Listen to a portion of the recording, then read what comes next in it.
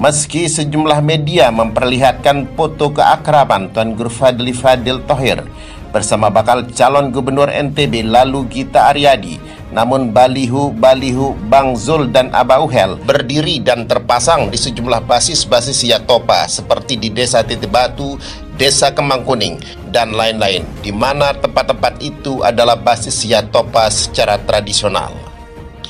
Diperkirakan akan sulit bagi Tuan Guru Fadil Thohir akan memberikan dukungan secara politik kepada Haji Suhaili.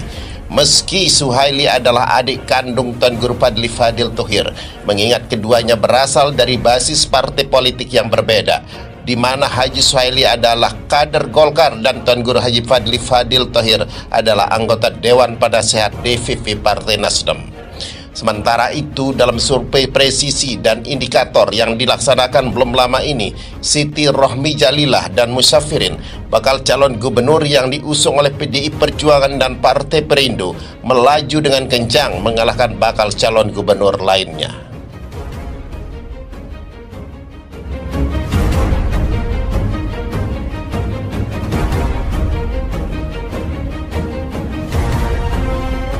Meski Bang Zul dan Abah Uhel telah menggelar deklarasi, namun untuk memastikan Suhaili akan bergabung atau didukung oleh Partai Golkar yang berkoalisi dengan PKS NTB sepertinya akan sulit terlaksana. Salah satu faktor adalah karena Golkar saat ini sebagai salah satu partai yang memiliki kursi terbesar, sebanyak 10 kursi DPRD Nusa Tenggara Barat, sama halnya dengan Partai Gerindra.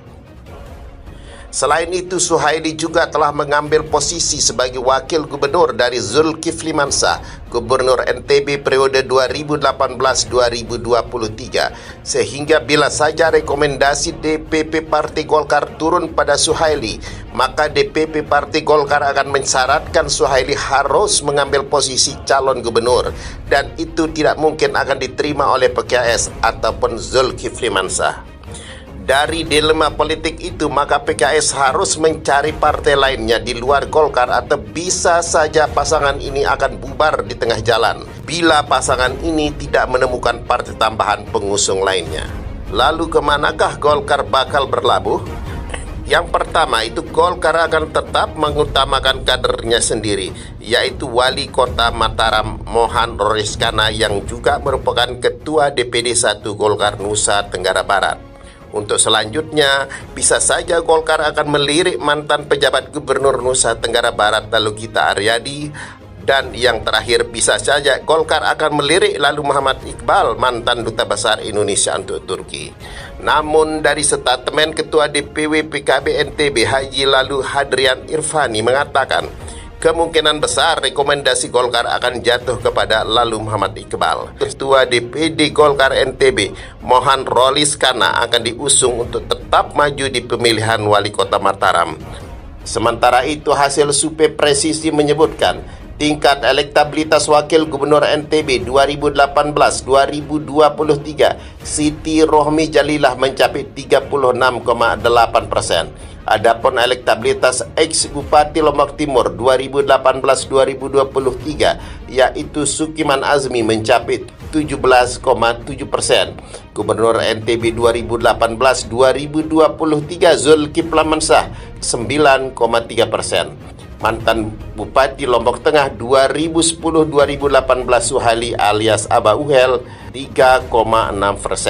Ex-Duta Besar Republik untuk Turki Lalu Muhammad Iqbal 2,3%, pejabat gubernur Lalu Gita Aryadi 1,3%, hingga Ketua DPD 1 Partai Golkar NTB yang juga Wali Kota Mataram Rosliana 0,5%. Di sisi lain, Ketua DPW PKB NTB Haji Lalu Hadrian Irfani memperlihatkan hasil survei indikator. Dalam survei tersebut diperlihatkan yang menempatkan pasangan Rohmi Firin berada di puncak dengan persentase 26,7%. Survei dilakukan pada bulan Mei 2024. Survei indikator menempatkan Rohmi Firin dengan persentase 26,7% tertinggi, Zul Uhel 24,24%, lalu Iqbal Dinda 6,6%, dan Gita Sukiman 2,6%.